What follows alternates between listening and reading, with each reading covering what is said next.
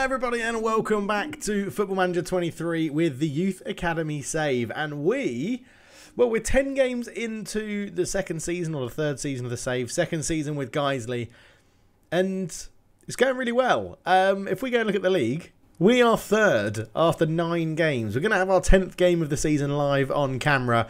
And yeah, I was like, there's actually, as long as you get updates, right, and you get regular sort of updates, there's not too much to show you, because there's no transfers. There's a few staff updates, there's a few updates here and there, but generally if we come back like once towards the beginning of the season like this, 9 or 10 games in, or maybe 15 games in, then we could come back at December when we have the youth preview or something like that, maybe even skip that and come back for youth intake day in March, and then come back at the end of the season. But I'm probably thinking 3 episodes a season. One near the beginning, where we talk around how we've started the next season. One mid-season, probably December, for the January for the youth preview, and then for the youth intake, and then the end of the season, or just at the end of the season. I don't know. We'll let me know down below. But generally, I mean, yeah, there's no transfers, so we don't have to talk about anything over the summer other than how the youth have progressed and what training they're doing and how we've started the season, which can all be done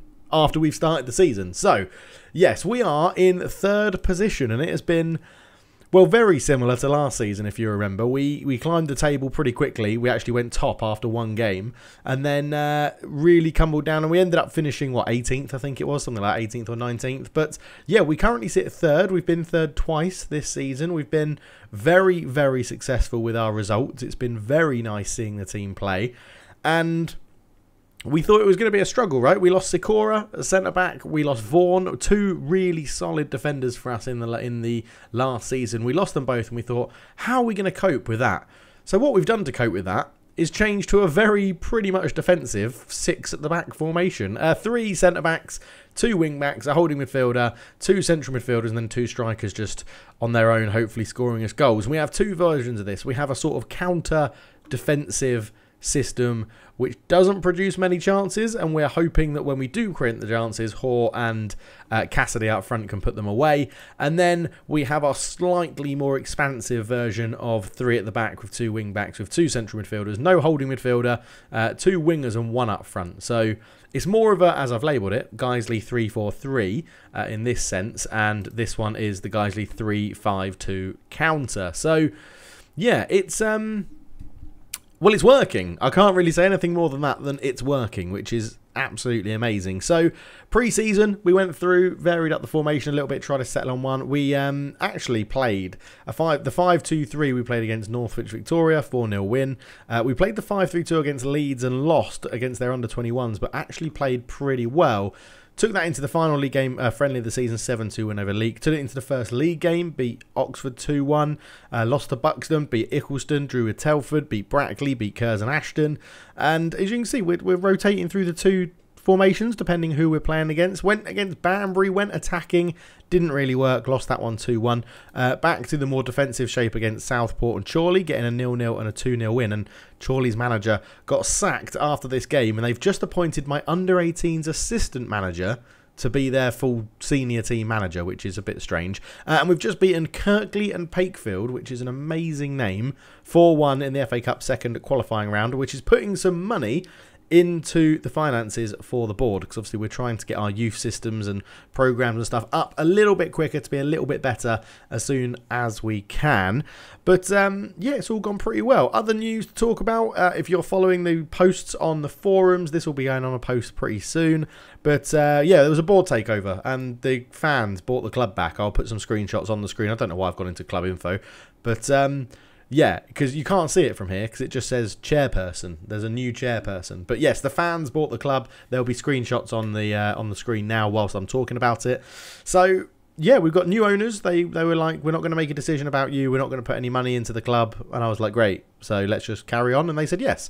So here we are. There we go. In terms of players, goal scorers, you won't be surprised. It's Cassidy leading the way with 6. Adam Hoare up there with 3. Kazim's up there with 4 as well. He's been basically sort of turned into our auxiliary is the word I'm looking for, centre forward.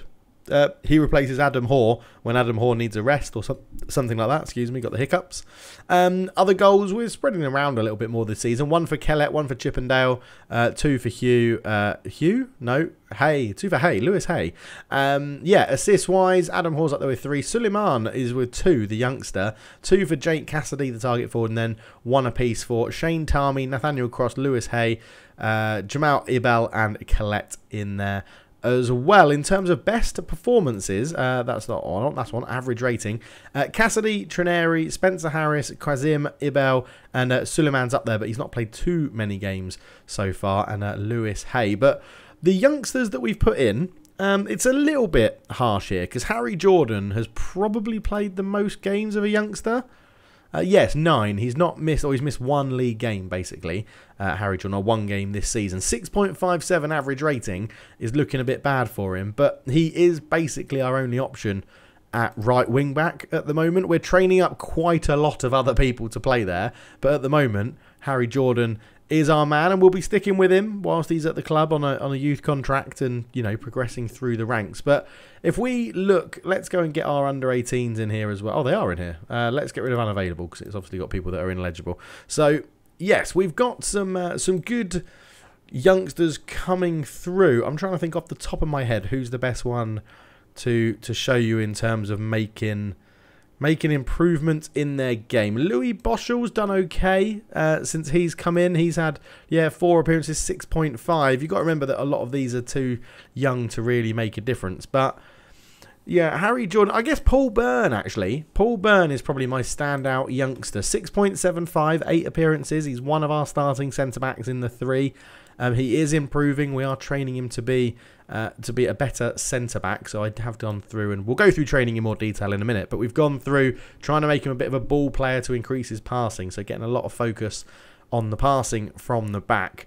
We've got, so let's have a look at training. It'll be easier to show you this in training. So if we go into training, into individuals, you'll see here, Collette has reset. Why is he reset? You're meant to be midfield centre as an advanced playmaker on attack. There we go. So, yes, you can see if we come through here, can I add in my under-18s? Should be in here as well, but I might have to go to under-18 training. But yeah, you can see we're getting everybody to train exactly how we want them. So Victor Havesi, the goalkeeper, he is becoming a goalkeeper on defend. That's what we want him to do. Other youngsters then, Paul Byrne, ball playing defender. Louis Boschel, wing back on attack. Charles Suleiman, we are now focusing him to be a centre-back. We want him to be a very good centre-back. 6'6", he's done, pretty well. 6.63 in 5 appearances. You can see we are leaning on our youth players quite a lot and giving them quite a bit of game time. Shane Tarmy, I think, has got an assist. Yeah, 1 assist in 2 games. He's a pretty good option at left wing back that we can bring on. But yeah, so training, we are going in depth. We're doing half intensity for our 2 older centre backs that we've got, Spencer Harris and Jamal Ibel. And it's about what I love, what I'm really enjoying about this save is the flexibility you have to have with tactics and the adaptability that you've got to have to change when players get injured or tired or players leave and youth academy prospects have to take their place and you've got to play to your strengths and things like that. So, I mean, Nate Ampadu here is awful. He is absolutely awful, but he steps in. 1 appearance in the league so far, 6.3, but he steps in. He steps in and he does it. We have got Luke Dean in here as well, still a bit of experience, really dropping down, so we're really going to need a youth academy player to step up and take his place. Chippendale still doing a good job. George Smith at left back still doing a really good job. But the youth players are generally training really well. So you can see our top trainers are all youth academy. In fact, they're the only youth academy products that are in the first team. So yeah, that's going pretty well. Now, last season we also had the youngest goal scorer at Guiseley, didn't we? Joe Beat McKenzie. We're giving him lots of game time in the under-21s or under-18s for Guiseley, and he's doing well. 7 goals in 11 starts, so 16 appearances overall, 6.79. Not had a chance to really make his name known in the first team yet, but I'm sure it will come. Stephen Byrne is there as well. He's not played for us, but 11 appearances, 13 in total, 6.64, 1 goal, 2 assists. He was quite highly rated. Ifan Berry I thought this guy might come into the team and help us out in the first team, but he's really not at a level that we want to. 16 appearances in the under-21, 6.62 as well. So I'm looking at this much more in depth than I've ever done for youth team, youth players, training and things like that, and it's really, really good fun. And then if we look at the training in here, so Andreas Kitsas, for example, we're getting him to train as a wing back on the right hand side to help out back there. Funnily enough, in the under 21s, he's been playing as a wing back left, so he's naturally actually getting better at wing back left because they're playing him there, and we're training him at wing back right, so should be able to play both eventually. We've got Lucas Hill in here as well, who we're trying to make as an advanced playmaker, as the sort of Andy Collette takeover from him.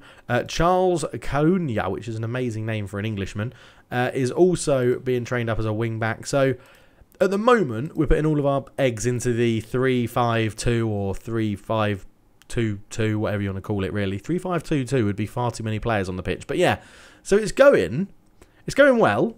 We're on good form at the moment. We've got 2 tactics that allow us to mix up shapes and systems and things like that.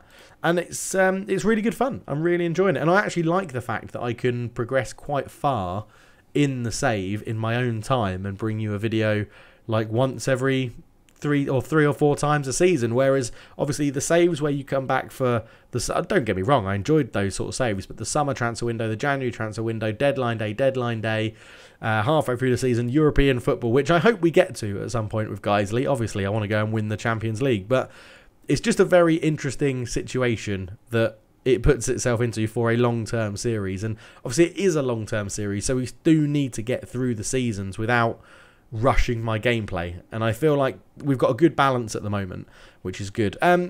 Some club news then, because I'm on a rambly sort of stint at the moment. Jake Cassidy was unhappy at the club. It still says he's unhappy, but he has come to me and said that he's no longer unhappy, so I don't know if that's a little bit of a bug, because we've also offered him a new oh no, we haven't offered him a new contract. Oh, he doesn't want to talk to us anymore. That changed, and now it's not there. Well, hopefully he gets over that soon, because I swear it said he came back to me and said he wasn't unhappy anymore. But as soon as he's not unhappy, we'll give him a new contract. You'll see as well if we go and look at the contract status. In fact, why did I do that? It's on this custom view that I use. Lots of players have now got contracts till 2026 as well, which I'm very, very happy about. So we've got all that sorted. We do need to sort out these 2025 contracts at some point. Paul Byrne there. Obviously, he's gone from his youth contract to a senior contract just to the end of next season, and that's what's going to happen for a number of these players. Luke Dean at 33, I'm not sure he's going to get another contract, to be honest. He's also probably going to be a little bit unhappy because... oh, no, he's happy now because he's pleased to be playing in a preferred position and role. That's fine. But, yeah, Nathaniel Crofts, which is... He's a decent option to have. I'm not actually too upset if we lose him on a free and he doesn't renew his contract at the end of the year, because he wants to play as a winger and we're not using a midfield right. And I don't think I ever will use a midfield right. It's always a wing back or an attacking midfielder. So it's sort of a lose-lose situation with Nathaniel Crofts. So he could be leaving at the end of the season. But all in all, very happy with how it's going. We've got a game against Alfreton Town. Alfreton Town? Yeah, Alfreton Town.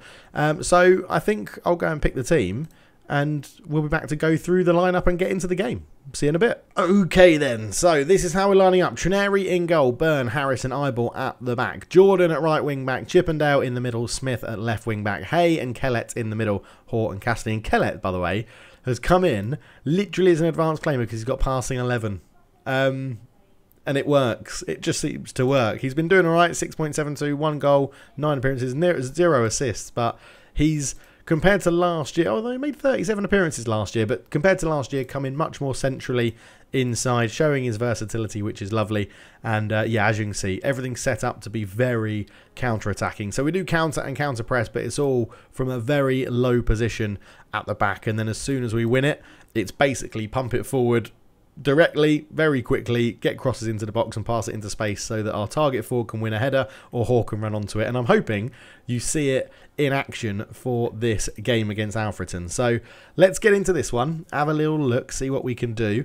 As yeah, I think they're a little bit struggling, but you love to see it, says Poppy Brannigan, with no sort of like reason to say it. There's not like a hashtag of a player name or something like that, but pleased to see Byrne in the starting lineup. Paul Byrne is in the starting lineup. He'll be playing at centre-back. So, yeah, let's get into it. Let's get into this one.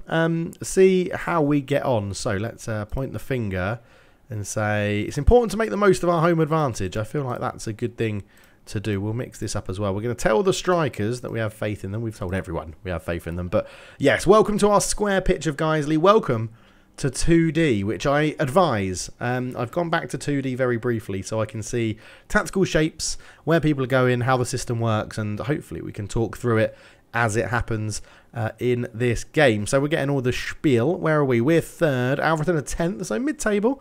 Not bad. Potentially could go top here if we score a couple of goals and results go in our favour. We could, yeah, we could score a lot of goals. So I think what we'll do is we'll watch it in 2D and we'll come back with a couple of like tactical insights about how things line up. So, I mean, like straight away here, okay, long ball forward, the covering defender, which is Harris, who is our shortest defender, but our more experienced and probably best defender at the moment. He will head this ball. But what I like about this system is that he's got a header here, if he wants it, to Kellett. He could head it over Wilson running towards him into Hay, or he could do a nice, easy little knockdown to Eyeball on his left. And if it happens out here, as I hope it does, he knocks it over to Eyeball. Watch the balls that we could put into space here, here, or a big crossfield pass, but I don't think he'll be doing that. So let's see what happens. But because we've got this 3 at the back, when we come up against teams that play 2 up front or 1 up front, like this team are, Alfreton, you get so many options on the ball. Now, the other thing that could happen is this could bounce over his head and Wilson could run through. But let's just see how it unfolds. So Wilson did win the header, but Eyeball covers it pretty well. And again, so a long ball forward. Kellett's probably going to try and run in off Hoare here. But we do, look at this. Numbers back to try and stop the counter-attack. Smith likes to hug the win. That's a personal preference of his. But yeah, Cassidy in a bit of space in case there's a knockdown as well. So it goes up towards Hoare. He doesn't win it. Horan flicks it on. Jordan picks it up. Over the top. Into Hoare. Hoare's in on goal. He's hit the post. And Millardo will get it away. But there you go. You saw the little ball over the top for the pace of Hoare. Eyeball brings it forward. But nothing coming there. But yeah, I like to see in 2D those shapes and those systems that are being used. And it really does give you the benefit of being able to see where you can exploit. As Trineri punches it, it's a shot from range from Mani Oyeliki, and that looked a bit unlucky, if you ask me. Bowerman took a throw in. It is absolutely pissing down with rain. Horan gave it back to Bowerman, cross in. Trineri came and punched it, and it's a wonderful for a lower league, as if that's going to happen in lower league. But it is 1-0 Alfreton. And, yeah, let's go positive and see if we can get something back in this game. That's not the start I wanted live on camera. So, Trineri into Chippendale. Loads of options. He goes long towards Hoare, though, which can be a little bit frustrating when we do that too often. Berman beaten in the air. Jordan. Now, ball in towards Cassidy, and he's headed it straight at Wills. But that is what we want to do. Get the wing backs forward. Get the ball a little bit wider.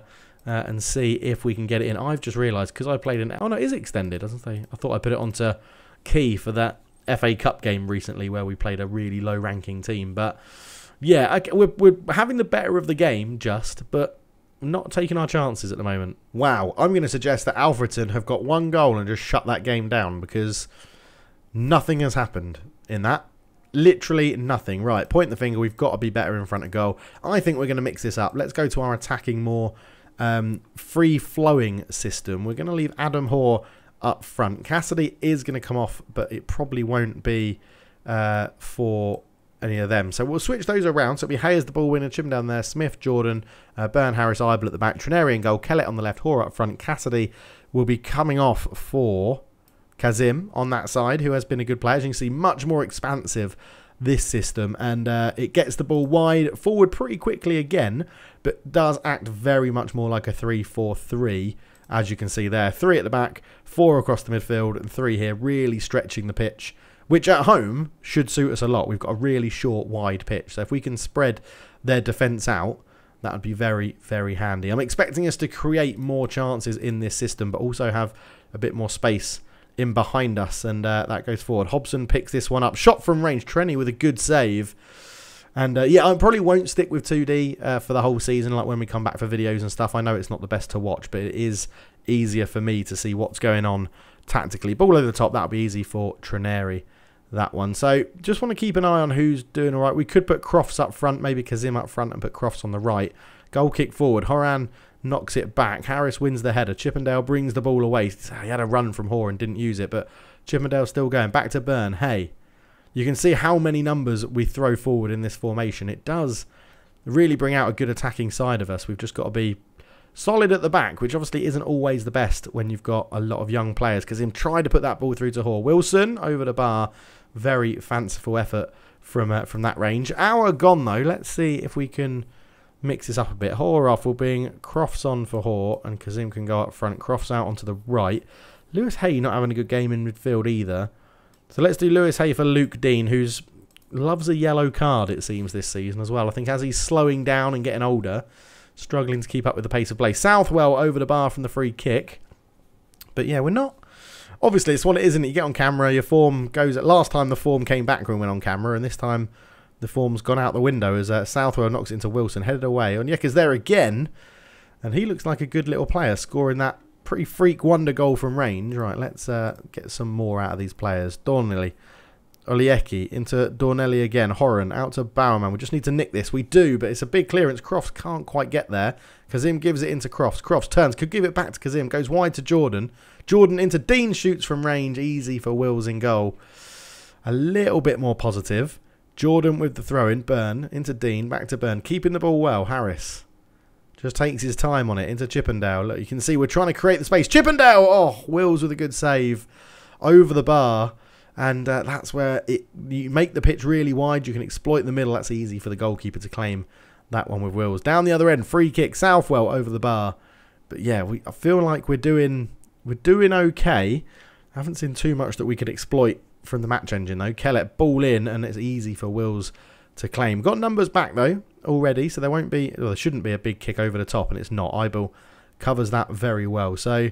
Ibel goes long towards Kazim. Dean picks up the loose ball. Look at these options we have now. Winning one ball in midfield. Their left back's out of position. Centre back's got to deal with Kazim. If he goes over there, there'll be loads of space for Kazim. But that should be the ball, right? That should be the ball in there. Into Crofts. Crofts, can he get to the byline? Crofts, cross it in. Kazim's there, and there's the goal. You win one ball in central midfield, and it gives you that counter opportunity. And that is 1-1. And absolutely, that is what we wanted this tactic to do. A long ball forward. We had numbers back really quickly. Ibel picked it up. It fell to Dean. He won it in midfield. Up to Crofts. Crofts had acceleration to get past man. Lovely ball in. On the volley, Kazim. And the two substitutes combine to make it 1-1. And that is absolutely superb. Again, long ball forward. Look, Jordan drops in, covers the ball. Lots of passing options. Got long balls on if he needs it. Kazim's actually... Well, I'm asking a lot, but if he can put that into this sort of space up here or even here, Kazim could be in. But he does try it, and I think that's just the youngster lacking a bit of stats or attributes. But he did try it, and I'm not against that because we haven't got good ball players, right? Losing Sikora meant we lost all ability at the back. Kazim, over the bar. Losing Sikora meant we lost all passing ability at the back. So we really did basically now change from trying to build out from the back last season to get it up to our best players, which are our forwards. Whether it's Cassidy, Hoare, Kazim, Crofts and Kellett, one of those is always going to be on the pitch at the same time. We need to get the ball up towards them as Melhado takes over. He goes back to Dornley, out to Bowerman, who's got a man on him. Ball in. Clark with the header. Good save from Trineri, who I'm really happy we've managed to get a new contract to as well. He's not been amazing in this game, but generally this season he's done pretty well. Corner in, headed away. Knowles will look to get it and does. Under pressure from Collette. Ball in. Southwell. Beaten in the air by Ibel. Bowerman on it. Clark back to Dornley. Great interception from the youngster Byrne. And again, that's the rush of just trying to get that ball forward a little bit too quickly. But Kellett again trying to... You can see what this formation does, right? You pick the ball up. You try to put it into space for your fast runner to get on the end of it. Byrne comes forward. Dean. Harris. Good bit of possession towards the end of the game. Up towards Kazim again. Knocked away. Harris goes forward with it, but full time 1-1. I'll take that because neither team created a lot of goal scoring chances, but we come away with a win. And we did have more XG than them. You can see this change at half time probably did work a little bit better for us in favour of XG, but a decent performance. And Jordan having a good game at right back, which is right wing back, which is lovely to see. Look, I think we can say we look at the numbers, trust the process. It's going really well. It's going really, really well. When you think we've not made any signings for 2 years, we're relying on youth academy prospects that have come through. We're doing well. We're in the playoffs with 10 games gone. So a quarter of the season pretty much, nearly done. And yeah, we're into 10th place, which is absolutely awesome. As I said, I think we'll come back sometime in December when we get the youth preview for the intake. So that's what we'll come back with, I think. And I'm very, very much enjoying this game. I hope you can tell from the smile on my face and how we're talking about it, and the fact I'm thinking about different parts of the game is I'm finding really, really enjoyable. So the Newcastle save isn't done. I am trying to find a time to stream the summer window. We might do it with a World Cup watch-along game. I don't know how many people will be there in the stream, but I'll try and get it done. Obviously, me being in Singapore and streaming on a weekday evening isn't the best because most of my viewers come from Europe, so it'll be the middle of the day and you'll all be at work. But I'll try and make something work so that we can get at least a few viewers in there and get the summer window done. Right, next up we do have the FA Cup third qualifying round, which I'm hoping we win against Atherton Collieries. And then we've got newly promoted Leiston, who are very much struggling. They're like the Metropolitan Police of this season. And then, yeah, we'll be back in December to see what sort of youth intake we're going to get this season. But thank you so much for watching. I don't say this enough, but please like and subscribe the video because it does make a difference for the algorithm and getting more people to find the channel. But for now, we're on the road to 7,000 subscribers, which is lovely for a little hobby. And I'll catch you very soon. Cheers.